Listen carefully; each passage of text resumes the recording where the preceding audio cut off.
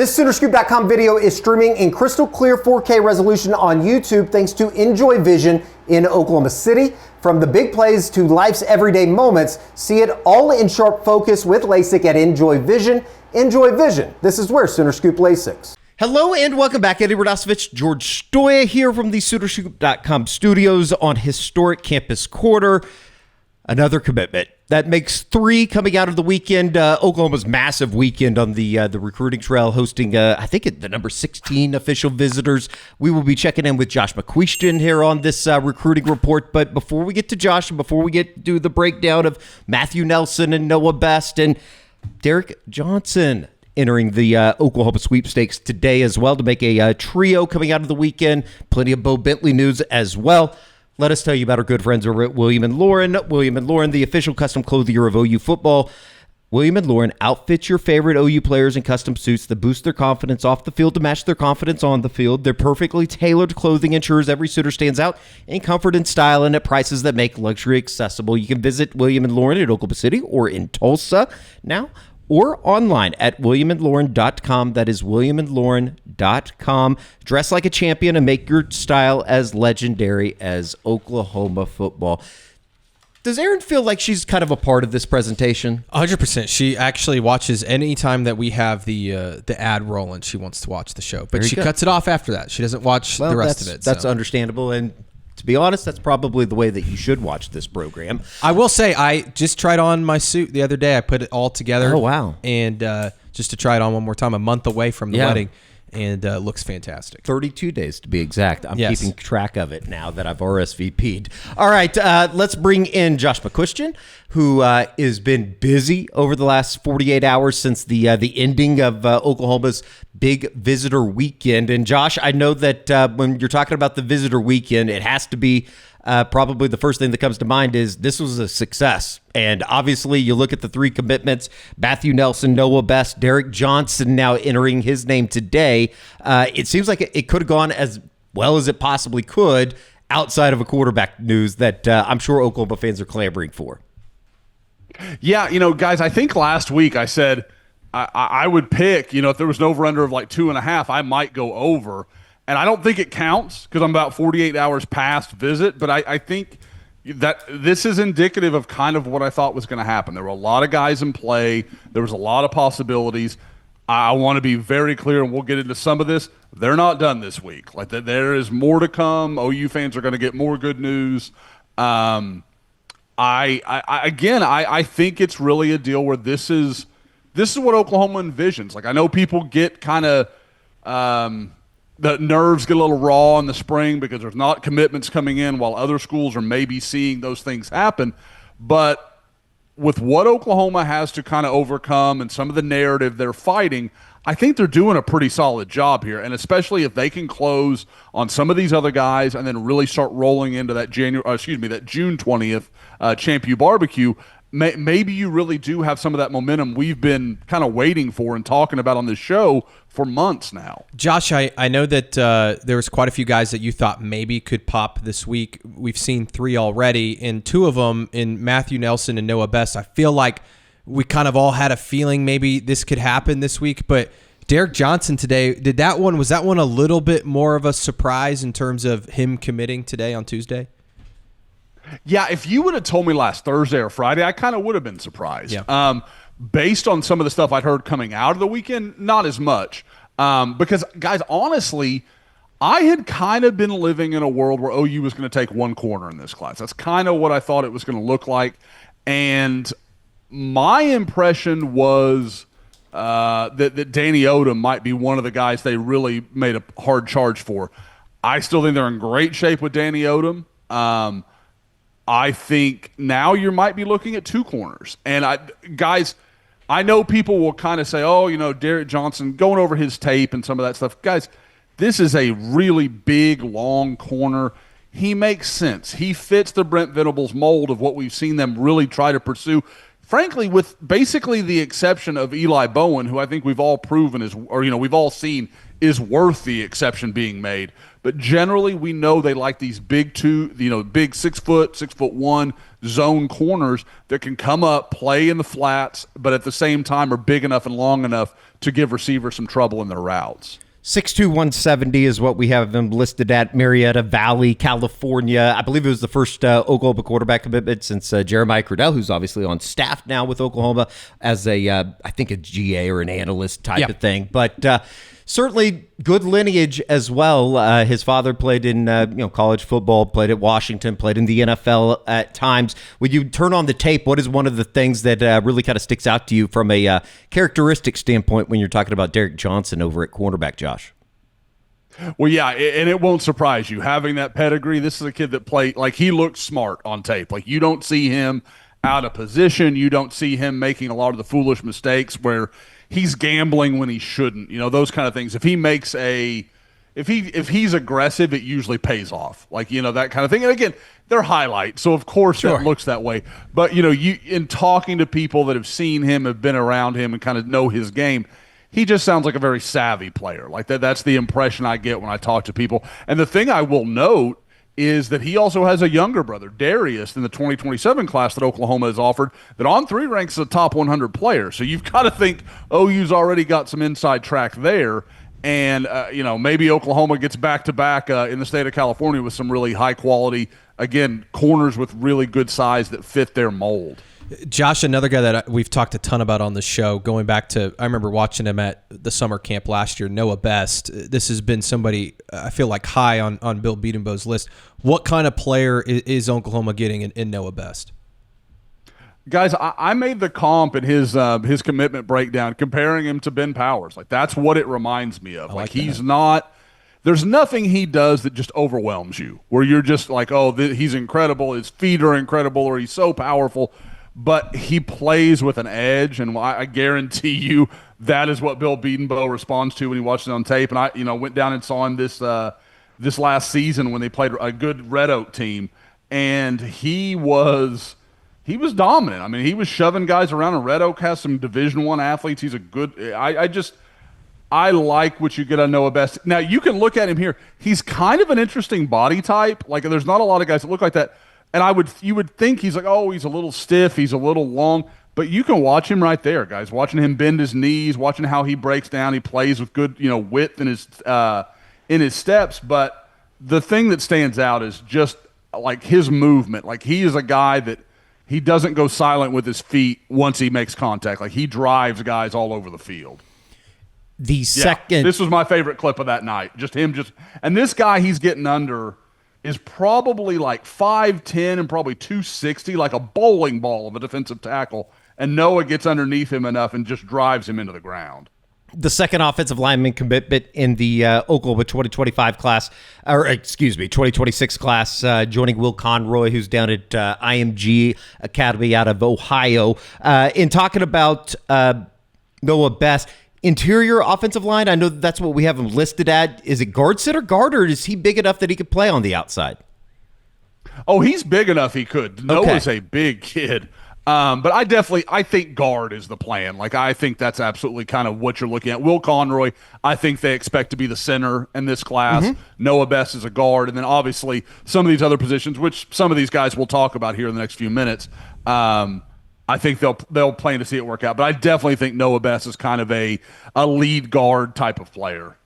It would seem, too, that when talking about Noah Best and just the offensive line, it's a good reminder to know that what they brought in and the position specifically at tackle, they have a lot of really good depth, and a lot of that depth is extremely young. We'll get into some of the more options there on the offensive line, Josh. Going all the way back to Sunday night, the first guy to commit coming out of the weekend was Matthew Nelson, a guy that we had talked about last week on the recruiting report, or the Brent Venables camp breakdowns you can see right here on SoonerScoop.com.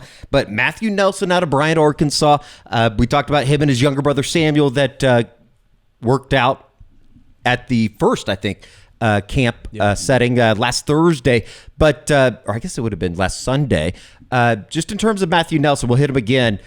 a player that has a lot of developmental tools, right? When you're talking and what you see with Miguel Chavis and what they liked when they started recruiting him. Yeah, Eddie, I was told he came in at about 212 pounds at OU's camp and somewhere like a little north of 6'4", like 6'4", 6'4.5", somewhere in that ballpark. So, you're talking again, and I know I've heard it in the YouTube comments. I've seen it on the board. Like, people are sick of me saying the word traits, but that's what this is. Like, that's what you're talking about here. Big, long guy. You can watch him on tape. When he closes, there's stuff there where you're like, okay, if he can figure out how to deal with contact and how to deal with physical offensive tackles, you really might have something here, because the athleticism, the explosion, that stuff's there. But like, Eddie, we talked about this coming out of that day of camp. Miguel Chavis was working with him on his first step, and that's what's so funny is you'll see him, you're like, wow, he really does have a lot of burst. But he doesn't know how to do it correctly yet. Like, he doesn't even know how to use the tool. He just kind of has it. So I think he's going to be really interesting. This is a guy that, again, makes a ton of sense in that model where you're looking for guys who are projectable. They can go well beyond where they are right now. And that's, to me, Matthew Nelson embodies that. There's a lot of work in front of him. Like, he is very raw. He's not a guy that you can come in and, expect him to play from day one, or at least not at the level that, I think would really help OU. But give him a little time, and if he'll buy in and he'll put weight on and do the stuff he needs to do, there's a path for him to be a very good player. Josh, what does this mean for the rest of their defensive end recruiting? Because that's where I'm curious. Obviously, they're pursuing some of the top guys, Kevin Ford, Jake Krull. Like, how does this, maybe change the projections there with some of those guys? Yeah, I don't think it impacts too much, because I do think Oklahoma, at both defensive end and defensive tackle, I think they want 3. I think that's kind of like, now, and if the right guy came along, it might be 4. Because, guys, we've talked about this forever, especially in the SEC. You can't have enough big bodies. You just can't. And so I think, if they were to get Jake Krull and DeAnthony Lafayette on June 20th, and then come the season and KJ Ford actually takes that visit, I don't know if they're going to say no to KJ Ford. I don't think they would, because not only is he talented, but he's from Duncanville. You want to keep all that kind of good juju going. So I think with the situation with Matthew Nelson, I don't think it really impacts anything. Again, I think he is a projectable guy, where you have a guy like Jake Krull, who is a guy that maybe if things turned right could come in at semester and be a guy like Jaden Jackson, where you're like, well, this guy's getting on the field. Like, he's just too good not to, with all the coaching he's gotten at IMG and how physically developed Jake is. Like, he's a little bit different story. So, again, I don't think this is anything people should be like, well, this means we've missed out on something else. I don't think that's the case. Very good news for Oklahoma, picking up the 3 commitments. They're now up to 10 in the 2026 class, with the inclusion of Matthew Nelson, Noah Best, and Derek Johnson. All right, for the other visitors, there's nowhere else to start. Bo Bentley made his coming, I was going to say homecoming, but it wasn't a homecoming. He came up to Norman for his official visit over the weekend, the quarterback out of Salina, Texas, Josh. And I was told that OU basically rolled out the red carpet for all of these guys, but specifically somebody like a Bowe Bentley, who Ben Arbuckle obviously is very intrigued by. Just kind of a summary in terms of how did Bowe Bentley's weekend go in Norman? Eddie, I think you said it perfectly. Oklahoma left no stone unturned. They did everything they could. They fired every bullet they had to make it clear to him that he is a focal point of this class, of kind of what they see for the next 2 or 3 years. I guess what you'd call the foreseeable future. They want him to be part of that. And I think they made that very clear to him. From what I've gathered, it was well received. Like, I think things went very well. Obviously, OU fans are dreaming of him coming home on Sunday night and announcing to the world he's making a decision. Obviously, that hasn't happened. And, he talked to our guy Steve Wiltfong and kind of, made it sound like, I'm not in a huge rush. I don't want to do this too quickly. I still think, like, there's some part of me that still thinks maybe by Sunday, like, we have a verdict. Like, I just don't. I don't think he's the kind of kid that wants to run this out. I think he has the information he needs. He's just got to think about it. He's got to make sure he's making the right call. My impression is he's got an idea of what he wants to do. My impression is also that is going to be good news for Oklahoma. But again, the farther you get from that official visit, the more variables come into play. And correct me if I'm wrong, Eddie, in the Wiltfong story, it sounds like maybe a decision after Elite 11? Possibly, and the Elite 11 finals are coming up June 17th through the 19th in Mira Costa High School in Los Angeles, obviously. I think that's where they have it just about every year, but he will be traveling to that, and then maybe possibly you get something before July hits, or, certainly by the end of June-ish. Yeah, which is interesting. I'd like an answer now as the guy that asks the question every week, but I do want to ask you, Josh, what is it about LSU that has maybe stood out to Bo Bentley? Because I think we all know what it is about Oklahoma, sure. Why he's interested in OU, and obviously his relationship with Ben Arbuckle and everything there. But what is it that makes this such a close race with LSU specifically? I think it's the NFL production. Like he talked about that when we, Carrie and I went down to see him, and he mentioned, like LSU has Jaden Daniels and Joe Burrow. Obviously, Oklahoma has Baker Mayfield, Jalen Hurts. You run through the list, and I know people will immediately rebut, well, those guys didn't play for Ben Arbuckle. Yeah, but the number one pick this year did. Yeah. So like there's just, but like both of these places have a lot of ammunition in this conversation. So, and again, like you flip it around. Well, yeah, the guy that coached Jaden Daniels is at Notre Dame. It's like it all moves. But I think at the same time, he sees that these are two places that are clearly willing to build around quarterbacks, make them priorities.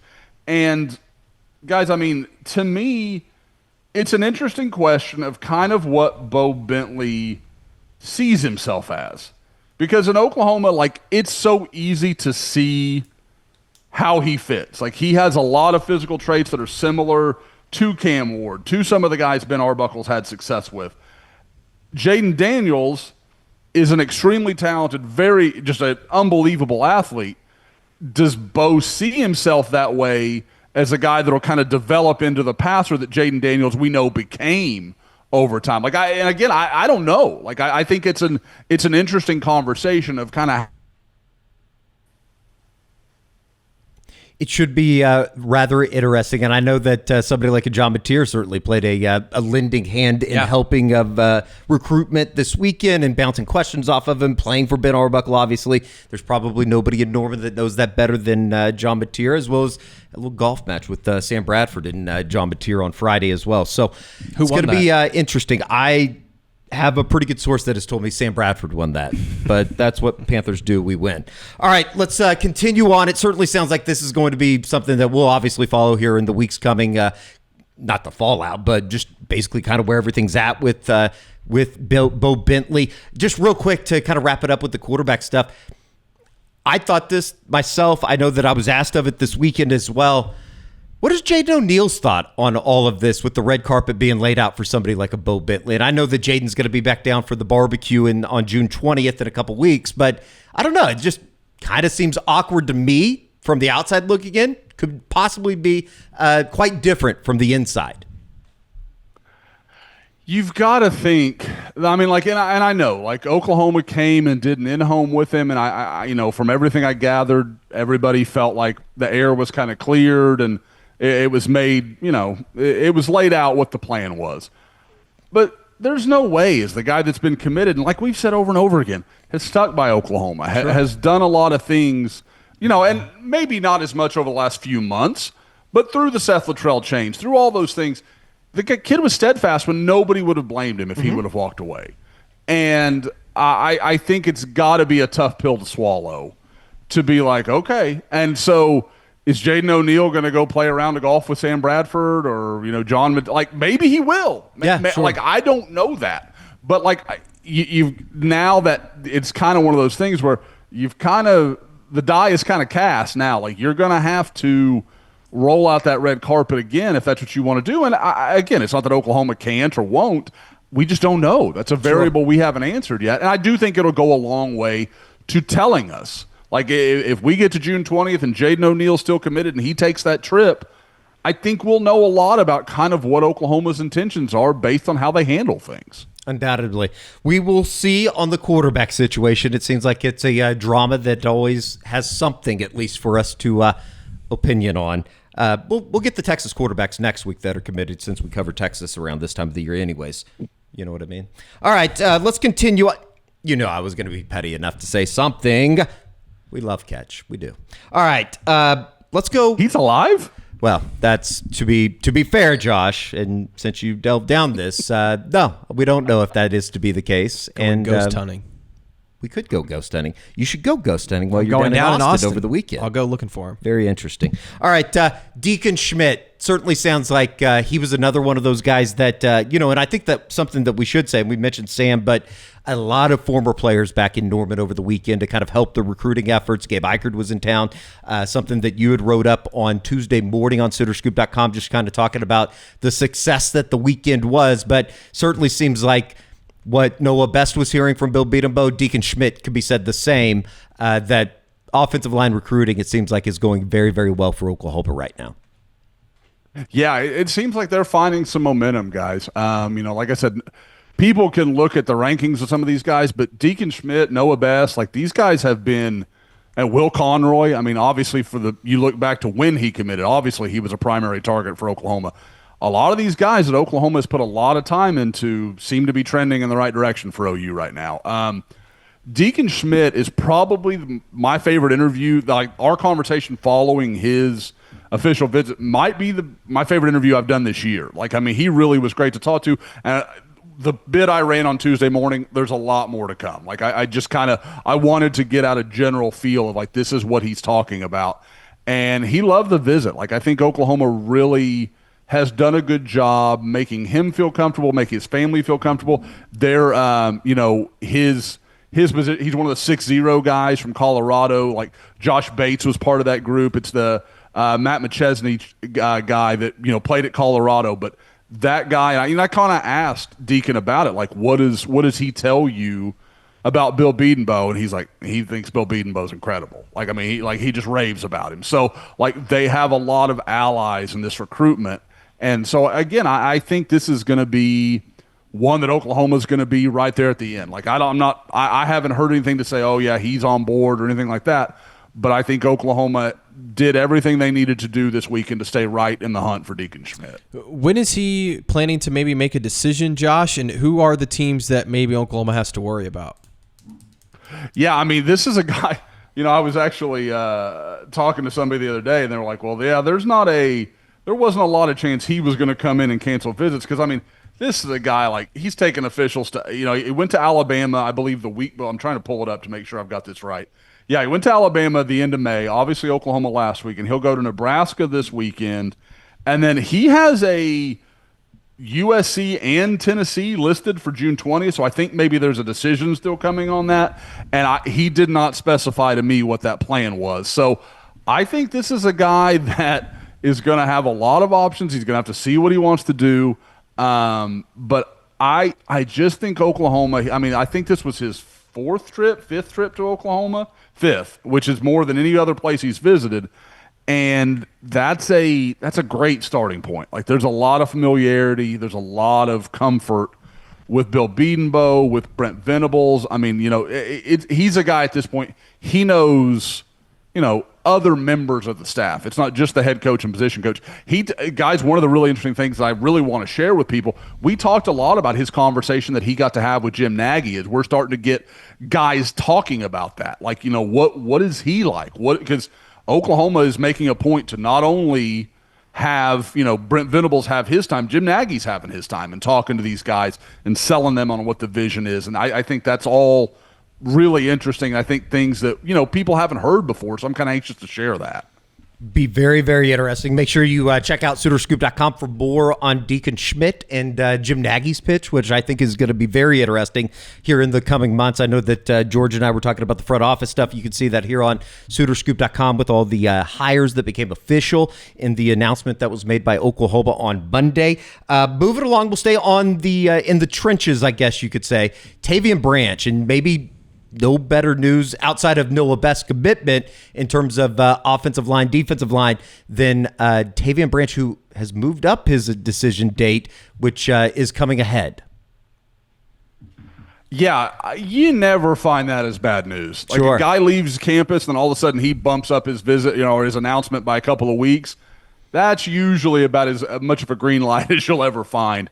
Now, I will say, even still, it was just kind of out of the blue. You kind of thought he had his Penn State visit coming up this following weekend, and you thought, okay, like he'll get through that, and then we'll figure out what's what. But it's been interesting all along with Penn State because there's been a lot of are they recruiting him as an offensive lineman? Is it defensive line? And you kind of never really got a definitive answer. And I think maybe that is what may win the day for Oklahoma here because Todd Bates was like, you're a defensive lineman. We want you on that side of the ball. We know where we see you. And they think he's really talented guy. And guys, I almost want to pass it off to George because I know George actually sat and watched his tape a little bit the other day. The guy, I feel like he's really undervalued. Like I look around at some of these guys that, I know OU fans are like, well, we want to get that 4-star. We want to get this guy. And I'm like, I don't know what the knock is on this guy. I'm missing something because when I watch him on tape, I see a guy that's a difference maker. I mean, you just look at his profile too. 6'3.5", 300 pounds. Take him. And then you turn on his film. Figure it out later. Yeah, you turn on his film and his fundamentals are really good. I'm sure, Josh, that maybe some of the holdup is, is he an offensive lineman? Is he a defensive lineman? I'm assuming if Oklahoma wins this and they've recruited him as a defensive lineman, he prefers to play on the defensive side of the ball. Is that something that you've talked to him about or heard? It's, to his credit, he's always been really like, I don't care. I'll play either. But based on his actions and based on the things that you kind of hear from behind the scenes, I do think he prefers defensive line. And guys, I do want to say, he put up a video the other day. We're talking about all these things where I think he had put up like 375, 400 pounds on bench press. Like this is not just like a big guy. This is a guy that does work and is extremely big, extremely strong. And I kind of look at it and I'm like, that's your nose tackle in a couple of years at 320, 325 pounds and might be a problem while he's doing it. Look, at this point, if Todd Bates wants him, I'll sign off on it. Yeah, it seems like, with all the interviews that we've done here coming out of the spring, obviously going into the offseason, one of the first groups that you talk about or that I've talked about is that defensive line and especially the interior that looks to be maybe one of the better ones that Oklahoma's had here over the last decade in Norman. All right, let's move to the outside because there's plenty of wide receiver talk to go around coming out of the official visit weekend, starting with Dallas Dickerson out of Bogart, Georgia. Northo, is it Okani? I've never known how to pronounce it. You always see the high school name. I believe it's Oconee. Oconee. But I could 100% be wrong.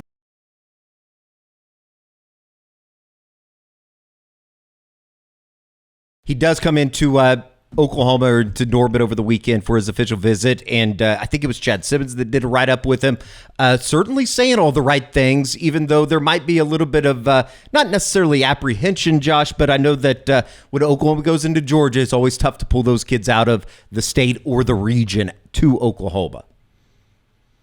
Guys, I talk all the time, and I guess like once you've done this long enough, there's just tells you look for.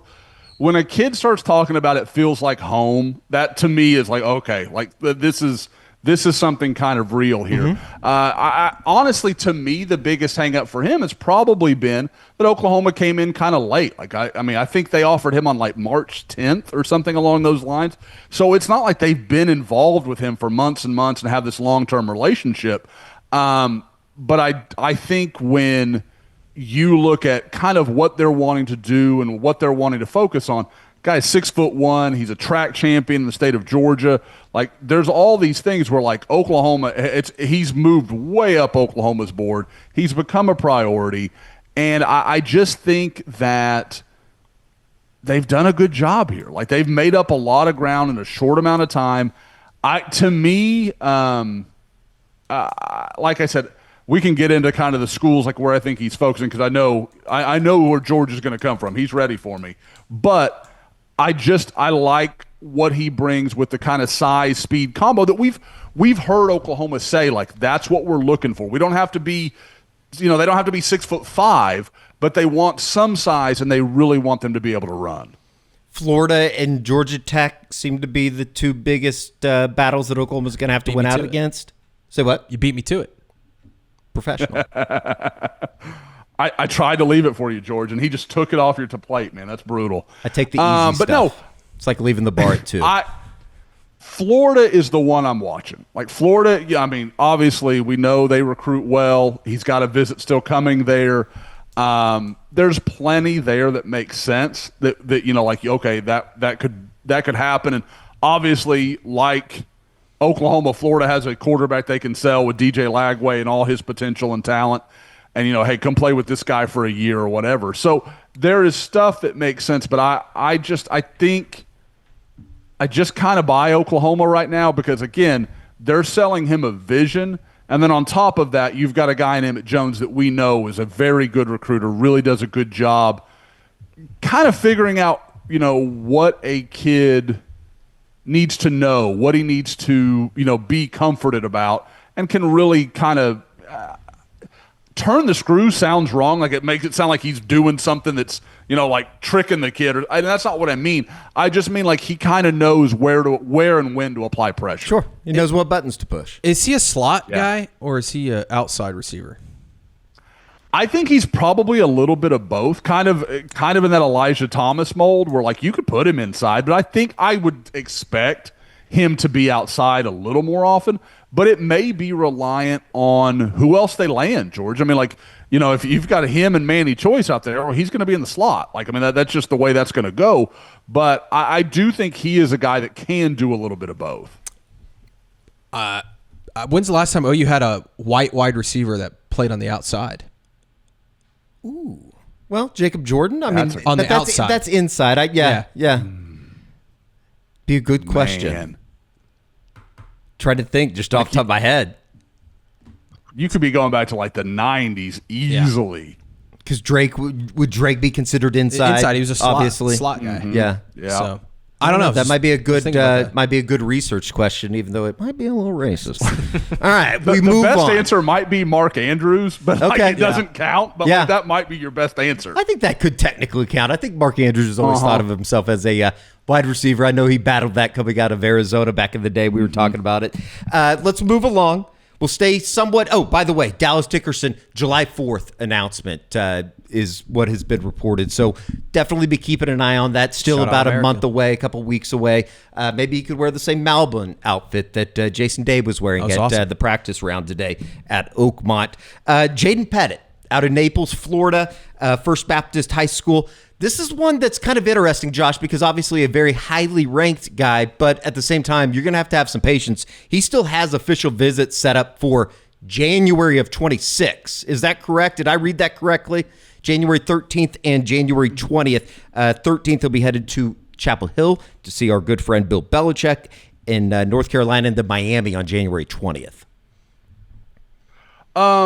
I see it. I've got it here, Eddie, he's got North Carolina on June 13th and Miami on June 20th. See, here's the problem. I can't read my own writing, and I looked down and I saw January. Definitely meant June. Either way, couple more visits ahead, but it does sound like Oklahoma and Emmett Jones did a good job with Jaden Pettit this weekend. Absolutely. And this is a guy I know, like, from everything I've gathered, Emmett Jones is like, this is a guy that he really wants. Like, that's my impression in talking to people. And you get it. Like, go watch that guy on tape. He is 6'2", 6'3", big, long guy, but he moves really fluidly, super. Like, I mean, there are some, you almost like say, like, there's some Javonte Gibson there because he's so big and, like, sturdy. You're like, because he'll be 215 pounds once he gets into a college weight program and really develops. And if he can keep those movement skills, you're talking about a difference maker. But yeah, as far as the visit, talked to Jaden a little bit last night. I think Oklahoma did very well. And he kind of talked about, I don't want to rush anything. I don't want to, I want to take my time. I want to think things through. And that's usually a good sign. Like, almost like I was having to pull the brakes a little bit on, I didn't want to rush into anything. And again, that's me reading into it a little bit. But at the same time, I think anytime a guy is saying, like, I don't want to hurry my commitment coming out of your visit, I think your visit probably went really well. Miami, the school to beat, Josh?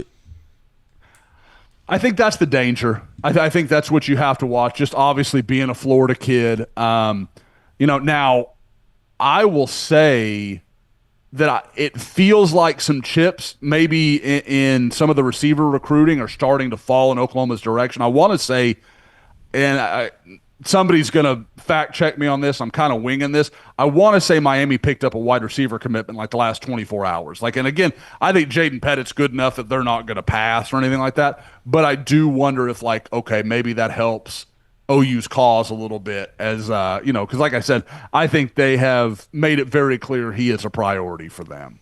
Certainly will be interesting to keep tabs on Jaden Pettit. I will take one for the team and go down to Naples if we need to get boots on the ground to cover him. A little bit closer to home, wide receiver, though. Tavian Gross out of Frisco Lone Star, a school that Oklahoma is rather familiar with, obviously. Another guy that it seems like, he kind of goes with the list of checks all the boxes just in terms of Emma Jones, and Oklahoma did an extremely good job this weekend with Tavian Gross. Yeah, guys, this is a guy that I saw last year as I was going to see Ryder Mix. I was going to see Jordan Deck, who OU was heavily involved with. And, obviously Ryder, I think at that point had just committed pretty recently. And then, Jordan Deck I thought was going to end up at Oklahoma. Obviously that's gone in a different direction. But Tavian Gross is the guy that you're just like, well, they're just going to get him the ball 20 times a game. And that seems like a really good plan. This is a super athletic guy. I love what Lone Star does with him. And you could see Ben Arbuckle doing similar stuff, guys, where he could play some running back. You could line him up kind of like we keep talking about with, what Ben Arbuckle does.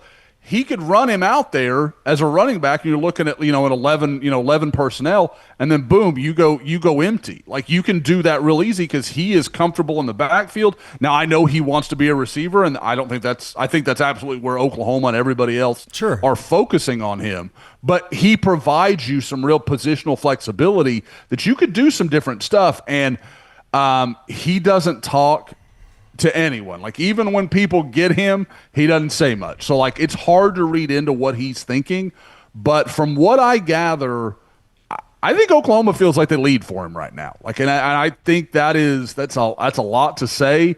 There's been a lot of Baylor talk with him. I think that Dave Aranda and his staff have done a really good job. And I know people will say, "Oh, Baylor," but guys, you got to remember, last year Oklahoma lost Caleb Burns to Baylor. Sure. That program is serious about NIL now. They are doing good things. Dave Aranda and his staff are good recruiters. So, there's probably going to be some times you get beat by a program you don't feel like you should get beat by. But I think Oklahoma did everything they could this weekend to put themselves in a good position. Josh, they currently only have one receiver, Daniel Odom, in the 2026 class. Are these three guys that we just talked about the main focus for Oklahoma? I mean, where else could they be looking, and how many guys do you see in this receiver class? And we should also note, too, that Mason James out of Norman North High School, a guy that we talked to or talked about plenty of times here on the recruiting report, he's making his announcement on Friday, I believe, at Norman North. God, it doesn't seem like Oklahoma, and we've cataloged this, but it doesn't seem like Oklahoma's been very active with Mason James as of late, just to kind of further your point with these three that we're talking about at the wide receiver position. Yeah, really, guys, outside of, the three we've talked about, the other one I would say that I think is clearly a contender for Oklahoma is Jordan Clay, the wide receiver from San Antonio Madison that will be up for Champ U Barbecue, or at least that's the latest information we have. Another guy, 6'2", 6'3", real physical, big bodied type of guy. I would say maybe he's the more apt comparison to Giovanni Gibson because he almost looks like a running back playing receiver. He's just a big kind of burly guy. And he's the other one that I would say is very much in play. Mason James, I think Oklahoma just moved in a different direction. I know people that upset some people, and I think Mason's an outstanding player. So, you just kind of have to take that and move on. But I think it's, again, like I talked about earlier, they want if you are going to be undersized, you better be a 10-4 guy. If you're going to be, a little bit slow, you better be 6'5", 210. You need to have outlier traits in the positive if you've got things that are question marks. And I think for Mason James, there's a question about his size. I think that is just a thing where people have concerns about that. Again, I don't know that I share them, but that is, Oklahoma's recruiting to a model, and they are, trying to make that fit. And you got to go with what you believe in, and that's what they're doing here. Josh, you mentioned at the beginning of the program, we were talking about Derek Johnson, the quarterback out of Marietta, California, that commits on Tuesday afternoon, that maybe that changes things for the numbers in terms of what Oklahoma's looking at.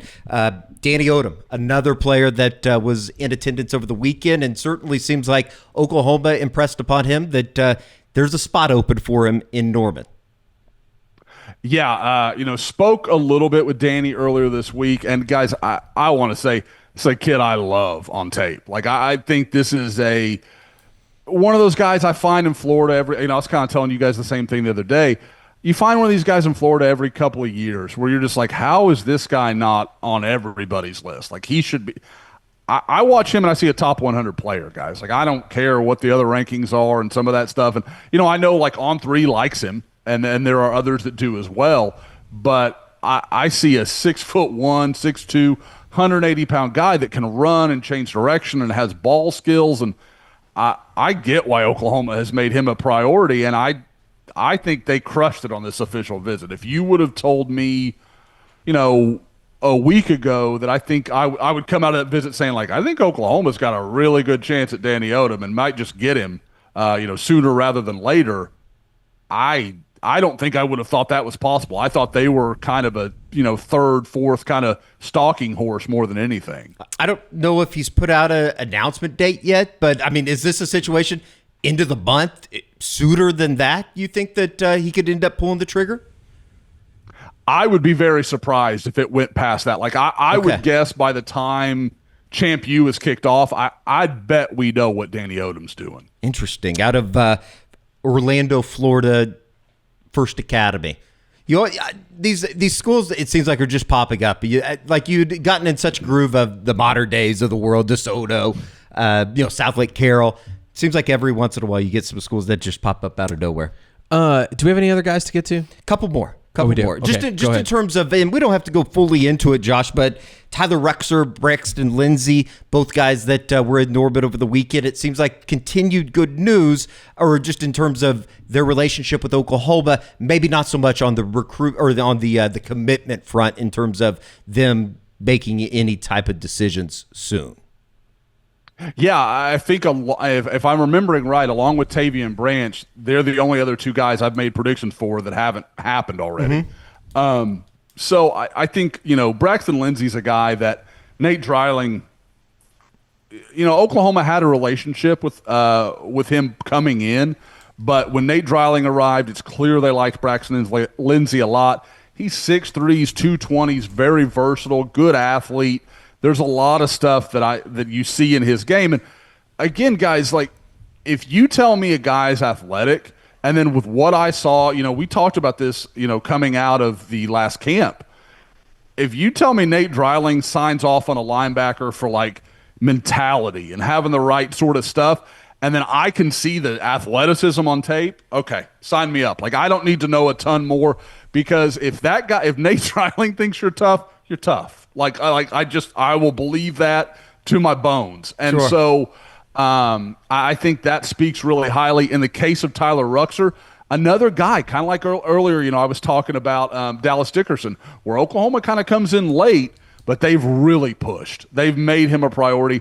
And guys, if you'd have told, OU fans 2 months ago their tight end class could be Ryder Mix and Tyler Ruxer, nobody would have passed on that. Like, they're different types of tight ends.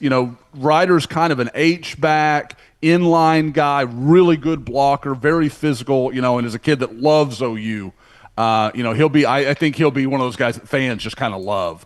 And then Tyler Ruxer, big athletic guy, again, that hot word, kind of traitsy, very track, oriented. There's a lot of background there. So again, I think both of these guys are, I get why recruiting fans might overlook them a little bit because they're not the 4 stars. They're not in the top 100, that kind of stuff.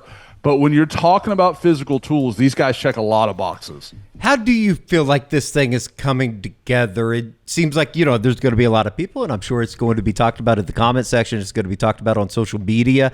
There's a lot of 3-stars in this class. And I think that when you look at the top 25 team rankings, it's not going to be where Oklahoma, and we've talked about this, it's not going to be where Oklahoma fans are used to being.